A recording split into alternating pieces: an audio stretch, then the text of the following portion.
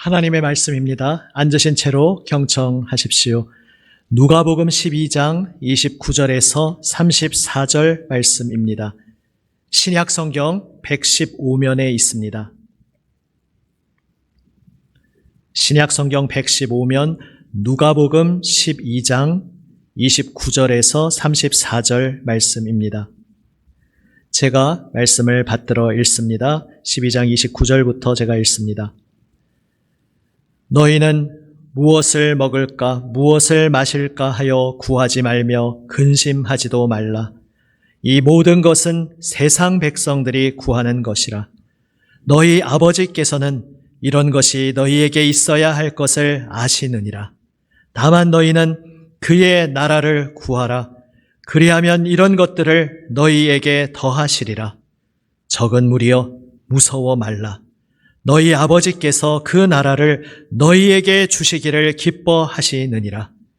너희 소유를 팔아 구제하여 낡아지지 아니하는 배낭을 만들라. 곧 하늘에 둔 바 다함이 없는 보물이니 거기는 도둑도 가까이 하는 일이 없고 좀도 먹는 일이 없느니라. 너희 보물 있는 곳에는 너희 마음도 있으리라. 아멘. 기도하시겠습니다. 거룩하신 아버지 하나님, 하나님 생명 말씀 앞에 엎드립니다. 사랑하시어 불러주신 하나님의 아들, 딸 위하여 주님께서 예비하신 풍성한 생명 말씀으로 오늘도 성도들의 심령을 새롭게 하여 주시옵소서. 주여, 주님께서 세우신 말씀의 종을 성령님 붙들어 주시고 아버지 하나님의 말씀을 담대하게 순전하게 잘 전하게 하여 주시옵소서.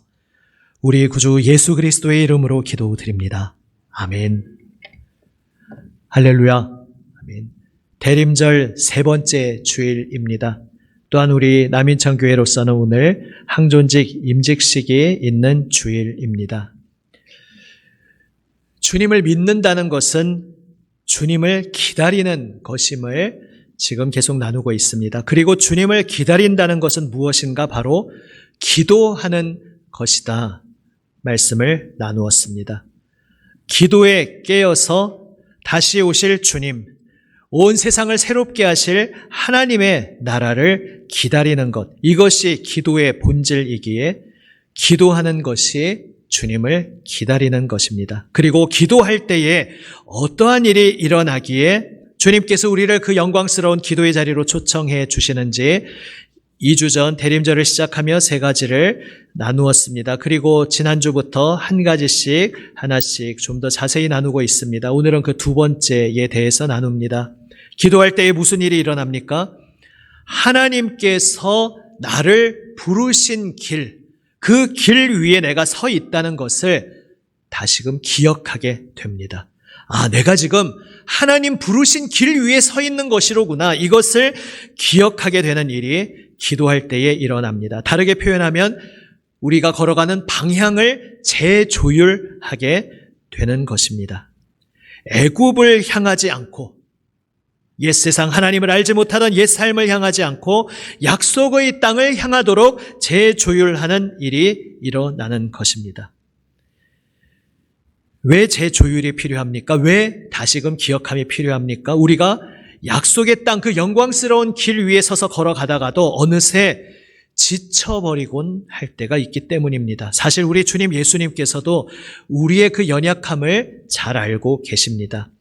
씨 뿌리는 비유를 말씀하시면서 가시덤불에 떨어진 씨앗에 대해 말씀하실 때 바로 그것을 보시고 말씀하신 것입니다. 가시덤불에 떨어진 씨를 비롯해서 여러 가지 다양한 상황의 씨앗에 대해 말씀하시는 것은 어떤 사람은 이런 씨앗이고 어떤 사람은 또 이런 씨앗이 떨어진 그러한 상황이고 그러한 밭이고 그렇게 구분하기 위해서 말씀하신 것이 아닙니다. 오히려 그 말씀을 하신 것은 씨가 말씀의 생명의 씨앗이 떨어졌는데도 다 떨어진 씨앗마다 열매 맺는 것이 아니라 열매 맺지 못하는 일들이 그러한 경우가 있더라.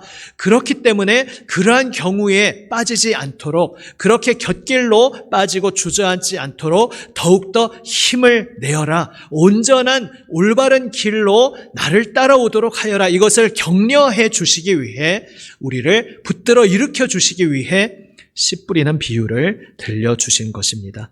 바로 그 주님께서 우리를 격려하시는 그 마음으로 가시덤불에 떨어진 씨앗에 대해 우리에게 말씀하십니다.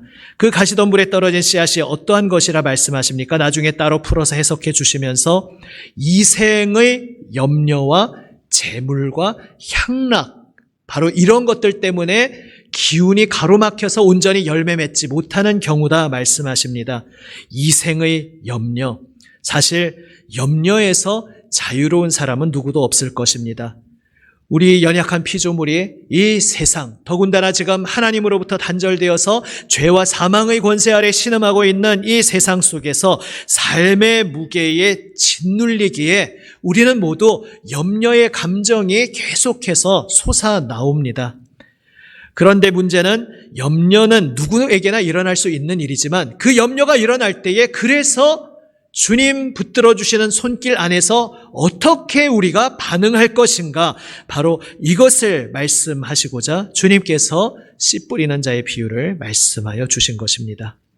삶의 무게에 짓눌릴 때 우리는 그 염려가 나에게 덮쳐오는 속에서 엉뚱한 자리에서 답을 찾으려 할 때가 있습니다. 재물을 쌓아서, 그래서 이생의 염려 다음에 재물을 말씀하시죠. 재물을 쌓아두어서 내 손에 움켜쥐고 무언가 내 인생의 안전장치를 마련함으로써 염려에서 탈출할 수 있다고 생각합니다. 그러나 착각이죠. 또 혹은 아예 다 아무것도 없는 듯이 직면하지 않고 회피하면서 그저 쾌락에 향락에 내 마음을 맡기면서 근심을 잊어버리려 할 수 있습니다. 하지만 거기에도 궁극적인 해답은 없습니다. 그래서 주님께서는 우리에게 말씀하십니다. 이 믿음의 길 위로 부름 받았으니 때로 주저앉고 싶을 때가 찾아올 수 있고 때로 곁길로 새는 그러한 유혹이 다가올 수 있지만 그런 가운데에도 비록 넘어졌을지라도, 안타깝게도 때로 쓰러지는 일이 일어나지만 넘어졌을지라도 거기에 그냥 주저앉아 널브러져 있지 말고 다시 일어나라, 다시 일어나라, 우리에게 격려의 말씀을 들려주고 계신 것입니다. 그래서 오늘 본문에서 또한 말씀하십니다. 무엇을 먹을까 마실까 염려하지 말아라. 염려하지 말아라. 우리가 이 말씀을 볼 때에 마음의 찔림 속에서 굉장히 불편하게 참 이 말씀 자체가 부담감으로 다가올 때가 있습니다. 염려하지 말라고 하셨는데 나는 오늘도 염려하는구나. 내가 참 너무나 연약하구나. 염려하면 안 되는데, 이렇게 죄책감 가운데 이 말씀 자체를 부담스러워하고 심지어 회피하려는 경우도 생길 수 있습니다. 하지만 주님께서는 염려 자체에 대해서 무슨 죄책감을 주시려고 이 말씀을 하시는 것이 아닙니다. 염려가 우리를 끌어잡아 당기고 쓰러뜨리기에 그 염려에 묶이지 말라고, 힘을 내라고 우리에게 이 말씀을 주고 계신 것입니다. 무엇을 먹을까 마실까, 여기에 내 모든 초점을 맞추다 보면 내 힘으로 살아내려고 합니다. 내 힘으로 해내려고 합니다. 내 힘으로 버텨내려고 합니다. 하지만 그렇게 되면 내 삶의 24시간이 생존을 위한 것이 되어버리고 맙니다. 생존을 위한 것으로 다 탕진되면서 정작 주님의 선한 통로로 사용될 수 있었던 그 모든 기회 시간들을 날려버릴 수 있기에, 그래서 염려에 발목 잡히지 말고 털고 일어나라 격려하시고 있는 것입니다. 물론 우리가 오해해서는 안 되겠습니다. 생계를 위해 노동하는 것은 주님의 뜻입니다. 그러니까 무엇을 먹을까 염려하지 말라는 말씀이 그래, 나는 그냥 내일 일은 모르겠습니다. 주님께서 다 알아서 해주실 테니까 오늘도 일하지도 않고 미래에 대한 아무 대책도 세우지 않고 그냥 오늘 하루하루 순간순간을 즐길 뿐입니다. 미래는 나 몰라라, 내 알 바 아닙니다. 이렇게 무책임하게 살라는 말씀이, 심지어 믿음의 이름으로, 잘못된 믿음의 이름으로 믿음의 탈을 쓰고 무책임한 삶을 살라는 말씀이 당연히 아닙니다. 데살로니가 후서 3장에서 지금 찾지는 않겠습니다만 우리가 잘 알고 계시는 말씀으로 사도를 통해 주님께서 말씀하지 않으셨습니까? 일하지 않는 자는 먹지도 말라 하는 말씀을 기억하면서 성도들을 권면하라 말씀하십니다. 그 당시 데살로니가 교회뿐만 아니라 그 인근 지역에서 주님의 말씀을 오해하고 참된 기독교적 신앙을 오해하고 그냥 무책임하게 그렇게 될 대로 되라 하는 식으로 살아가는 사람들이 등장하고 있었기 때문입니다. 그래서 오히려 자기 일을 해서, 자기 손으로 일을 해서 자신의 힘으로 그러한 먹을 것들을 스스로 마련하도록 책임지는 삶을 살도록 권면하라, 사도는 이야기하고 있습니다. 그러니까 무엇을 먹을까 염려하지 말라는 말씀은 당연히 다른 맥락의 말씀인 것입니다. 생계를 위해 노동하는 것은 선한 일입니다. 주님께서 명하신 일입니다. 문제는 우리가 똑같이 생계를 위해서 열심히 일하고 무언가 책임지는, 그래서 열심히 달려가는 삶을 살면서도 그 속의 내용이, 방향이 완전히 서로 다른 것이 될 수 있기에 그릇된 방향이 아니라 올바른 방향을 택하라고 말씀하고 계신 것입니다. 우리가 겉모양을 볼 때는 똑같아 보일 수 있습니다. 똑같이 출근하고 혹은 똑같이 가정을 돌보고 혹은 똑같이 공부하고 겉모양만 보면 다 똑같은, 예수 믿거나 안 믿거나 똑같은 삶을 사는 것처럼 보일 수 있습니다. 하지만 출근하고 가정 돌보고 공부하는 그 속에서 두려움과 인정받으려는 갈망과 또 내 손으로 성취하려는 목마름 속에 늘 허겁지겁 쫓겨다니면서 그 결과 내 속에 상처가 생기고 또 다른 사람을 원망하는 마음이 생기고 다른 사람 못마땅하게 여기는 그러한 시선으로 누군가를 보게 되고 또 내 마음을 짓누르는 그 힘겨움 속에 저 밑바닥으로 가라앉는 침잠함 속에서 결국은 터져나는 분노나 혹은 가라앉은 낙심 속에서 악을 쓰거나 아니면 그냥 다 포기하고 무기력하게 사는 그러한 생명을 잃어버린 그러한 삶을, 빛을 잃은 삶을 살 수가 있습니다. 반면에 똑같이 출근하고 가정 돌보고 공부하는 겉모양으로는 똑같은 힘겨운 삶 속에서도 주님께서 부르신 길에 내가 서 있음을 기억할 때에 주님과 함께 걸어가며 주님의 꿈을 함께 꾸며 살아갈 수 있습니다. 주님의 꿈을 함께 꾼다는 것은 내가 오늘 24시간 살아가는 삶과 동떨어져서 따로 엉뚱한 꿈을 꾼다는 것이 아니라 바로 내가 그 생업의 현장에서 일하고 또 내가 가정에서 사랑하는 가족들과 대화를 하고 관계를 이루어가고 우리가 교회 공동체나 사회에서 사람들과 관계를 이루어가는 늘 하고 있는 그 일들 속에서 그 모든 일들의 색깔이, 내용이, 방향이 바뀌는 것을 말씀하는 것입니다. 우리 주님 예수님께서 무엇을 먹을까 염려하지 말고 하나님의 나라를 구하라 말씀하셨습니다. 그러니까 생존, 살아남는 것은 중요하지만 살아남는 생존 자체에 내 인생의 목적으로 모든 초점을 맞추지 말고 오직 주님께서 이 세상을 새롭게 하심을 바라보며 주님의 꿈에 동참하고 주님의 길을 따르는 것을 내 인생의 목적으로 삼으라고 초청하고 계신 것입니다. 그러면서 오늘 누가복음 본문에서는 구제하는 것에 대해서 또 특별히 말씀하십니다. 왜 남을 위해 구제하고 내 물질을 사용하는 것이 하늘의 보물을 쌓는 것이라고 말씀하시겠습니까? 이것이 그저 하나님 믿으려면 착하게 살아야 되는데 착하게 살아야 되니까 좀 어려운 이웃들에게 베풀고 그렇게 살아라. 그냥 거기에 그치는 말씀이 아닙니다. 물론 그 말도 맞지만 더 큰 방향성에 대한 이야기를 하고 계신 것입니다. 우리가 주님께서 나를 부르신 그 부르심의 길 위에 서 있음을 기억하지 못할 때는 안정된 것을 내 힘으로 확보하려고 안전장치를 마련하는 데에 내 모든 것을 쏟아부으면서 그 속에서 삶의 무게에 치이고 짓눌리고 질식하면서 하나님이 부르신 그 목적을 따라 살아가는 길들을 다 놓치게 됩니다. 그러니까 재물을 사용하는 데 있어서도 어떻게 하면 내 삶을 안정되게 세울까 여기에만 골몰하니까 결국 다른 사람을 향한 시선과 마음의 자리는 남지 못하는 것입니다. 하지만 주님께서 나를 영광의 길, 이 세상을 새롭게 하시는 새 생명의 새로운 세계로 부르셨음을 기억할 때에 이제 나의 마음이 열리고 나의 눈이 바뀌고 그 속에서 재물을 사용하는 모습도 다른 모습으로 다른 사람을 향해서 세상을 향해서 열리는 모습으로 그 기본 가치관 자체가 변화된다는 것을 말씀하고 계신 것입니다. 그래서 주님께서 우리를 부르십니다. 사랑하는 나의 아들, 나의 딸아, 내가 이전에 알지 못하던 그 어둠의 삶에서 짓눌려 있던 너를 안타까이 여기고 사랑하기에 너에게 찾아온 것이다 말씀하고 계십니다. 바로 우리를 위해 십자가에서 보혈 흘리시고 생명 내어주신 그 예수님의 보혈 은혜로 이제 우리에게 새 생명을 주셨고 우리에게 선물로 그분의 새로운 나라를 주심을 말씀하고 있습니다. 그리고 그 새 생명, 새로운 나라에서 이제는 내가 주님 위에 살고 주님 위에 죽는 이전에는 알지 못했던 완전히 다른 삶으로 초대받았음을 기억하라 말씀하고 계신 것입니다. 애굽 광야의 이야기, 그 그림 언어로 빗대어서 표현하자면 이런 것입니다. 광야에서 사실 내 눈앞에, 코앞에 근심, 걱정, 무거운 짐에 초점을 맞추면 어느새 또 먹을 게 떨어졌네. 하루하루 걸어가는 광야길이 너무나 거치네. 도대체 약속의 땅에는 언제 도착할 수 있을까? 이런 것들을 생각하면 한없이 마음이 무거워지고 내 마음에 힘을 잃어버릴 수 있습니다. 하지만 거기서 조금만 눈을 들어 바라보면 구름기둥, 불기둥이 오늘도 우리 진영 가운데 함께하고 계심을 우리는 발견하게 됩니다.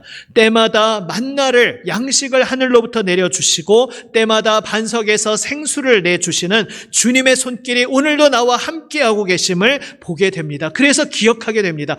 그렇지. 내가 지금 이 거친 광야에서 괜히 애먼 고생을 하는 게 아니지. 주님께서 나를 저 약속의 땅, 가나안 땅으로 인도하시기 위해 나를 부르셔서 지금 그 길을 걸어가고 있는 것이지. 이것을 기억하면 비록 여전히 오늘 거친 광야에서 고생하고 있는 것은 동일할 수 있지만 그러나 그 걸어가는 한 걸음 한 걸음에 담긴 내 마음가짐이, 내 고백이 완전히 달라진다는 것입니다. 이것을 우리 신약식으로 말하면 무엇이겠습니까? 우리가 여전히 똑같이 출근하고 똑같이 공부하고 똑같이 가정을 돌보고 또 똑같이 많은 사람들과 관계를 이루어가는 모습들, 예수 믿기 전이나 믿은 후나 그 형태, 틀은 똑같아 보일 수 있습니다. 그러나 그 속에서 내 생존, 내 생명을 챙기기 위해 살아가는 것이 아니라 주님이 나를 구원하셨습니다. 주님이 나에게 새 생명의 삶을 주셨습니다. 주님께서 모든 죄악 가운데 노예로 사슬로 매여 있던 우리를 그분의 피값으로 구원해 주시고 해방시켜 주시고 그 놀라운 새 생명의 삶으로 불러주셨습니다. 이 감격의 고백이 날마다 나에게서 솟아날 수 있다면, 그렇다면 내가 직장에서 일하고 또 공부하고 사람들과 관계를 이루어가고 가정을 돌보는 그 모든 것 하나하나가 거룩한 소명의 순간이 될 수 있는 것입니다. 바로 그것을 위해서 주님께서 우리에게 기도하라 부르십니다. 왜냐하면 기도하는 것이 바로 눈을 들어서 구름 기둥을 보는 것이기 때문입니다. 그 광야의 백성들은 나를 둘러싸고 있는 환경, 그 어려움만 보면은 마음이 한없이 가라앉을 수밖에 없었습니다. 아침에 눈을 떠도 우울한 감정이 나를 덮치면서 그 우울함에서 벗어나지를 못할 것이었습니다. 그러나 나를 둘러싸고 있는 환경에서 내 시선을 돌려서 구름 기둥을 보는 순간 하나님이 나와 함께 하시지, 내가 지금 어떤 길에 서 있지 이것을 기억할 수 있었는데, 신약으로 말하면 무엇입니까? 십자가를 바라보는 것입니다. 빈 무덤을 바라보는 것입니다.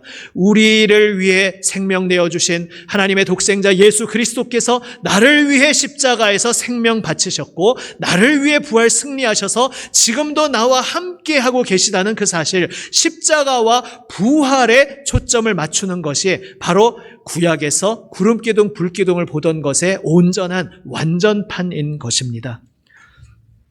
그리고 그것을 우리 삶의 구체적인 언어로 다시 표현하면 성경을 펼쳐서 읽는 것입니다. 왜냐하면 육신의 눈으로 십자가와 부활이 보이는 것이 아니기 때문입니다. 우리가 나를 둘러싸고 있는 지금의 환경, 상황을 볼 때에는 한없이 두려움과 낙심과 실망과 따분함과 지루함과 그러한 모든 부정적인 것들이 나를 휩싸여 어딘가로 떠내려가게 만들려고 하지만, 그러나 내 눈을 하나님의 말씀으로 향하게 할 때, 성경을 펼쳐서 거기에서 하나님께서 어떤 일을 행하셨는지, 하나님께서 나를 위해, 온 세상을 위해 얼마나 놀라운 은혜의 역사를 이루셨는지 이것을 다시 바라보게 될 때에, 그렇지, 나는 지금 십자가로 인해서 대로로 뚫린 놀라운 생명길로 걸어가고 있는 것이지. 비록 거친 광야길 같지만 이 길은 나를 위해 생명까지 내어주시고 이제 부활 승리하셔서 내 손 붙잡아주고 계시는 예수님, 그 목적지를 정하시고 나를 한시도 놓지 않으시고 목적지까지 끝까지 인도하시고야 마실 그 주님과 함께 손잡고 주님의 새로운 나라를 향해 걸어가고 있는 여정에 내가 있는 것이지, 이것을 다시금 기억할 수 있는 것입니다. 기도하는 삶으로 날마다 나아가시기를 바랍니다. 기도할 때에 우리는 주님께서 나를 부르신 이 길이 얼마나 영광스러운 길인지 다시금 보게 됩니다. 성경을 펼쳐서 읽고 말씀 앞에 엎드리는 것이 그 기도에 포함이 됩니다. 기도한다는 것은 하나님의 새로운 세계로 나의 시선을 돌리는 것입니다. 이 옛세상, 나를 둘러싸고 있는 엄중한 현실 같지만 그 엄중한 현실 너머에 있는 하나님의 새로운 세계, 참되고 궁극적인 참 현실에 나의 시선의 초점을 맞출 때에 우리는 오늘 다시 일어나 걸어갈 수 있습니다.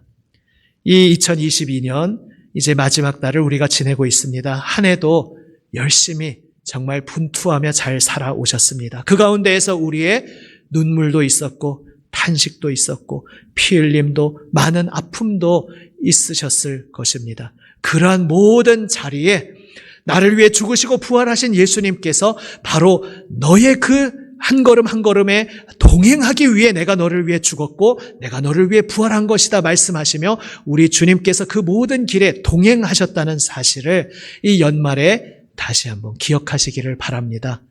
그리고 오늘도 주님 앞에 말씀과 기도의 자리로 엎드림 속에 나를 부르신 영광스러운 길에 내가 서 있음을 기억하며 지쳐 쓰러져 있던 그 자리에서 손 내밀어 나를 붙들어 주시는 주님의 손 붙잡고 일어나 다시 한 걸음을 내딛고 한 걸음 한 걸음 뚜벅뚜벅 우리 주님과 함께 영광의 길을, 그 아름다운 새로운 세상의 비전을 향하여 힘차게 걸어가시기를 우리 주님의 이름으로 축복합니다. 아멘. 기도하시겠습니다. 아버지 하나님, 우리 각자의 입술의 고백으로 먼저 한번 기도하시겠습니다.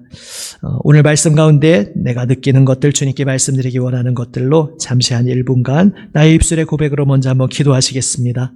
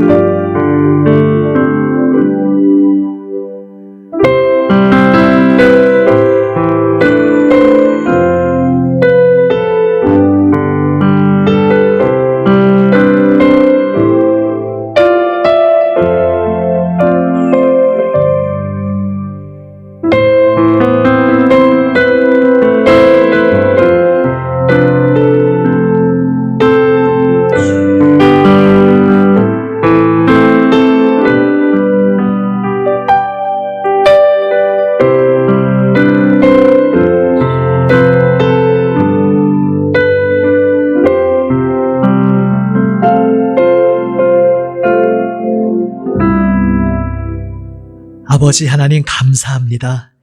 오직 우리의 참 소망, 참 생명 되시는 주님께서 이 영광스러운 길로 주님의 영원한 새하늘 새 땅에 동참하는 놀라운 영생의 길로 저희를 불러주셨음을 감사드립니다. 주님, 오늘도 예배의 자리로 불러주셨음을 감사드립니다. 이 예배의 자리를 통해 다시금 눈을 들어 주님께서 우리를 부르신 이 길이 얼마나 영광스러운 길인지 다시금 기억하게 하여 주시니 감사드립니다. 주님, 이제 주님께서 베풀어 주시는 성찬의 자리로 나아갑니다. 이 성찬의 자리 또한 주님께서 약속하시고 베풀어 주시는 복된 자리를 통해 우리가 서 있는 이 길이 어떠한 길인지 다시금 생생히 기억하고 체험하고 경험하게 하여 주시옵소서. 우리 구주 예수 그리스도의 이름으로 기도드립니다. 아멘.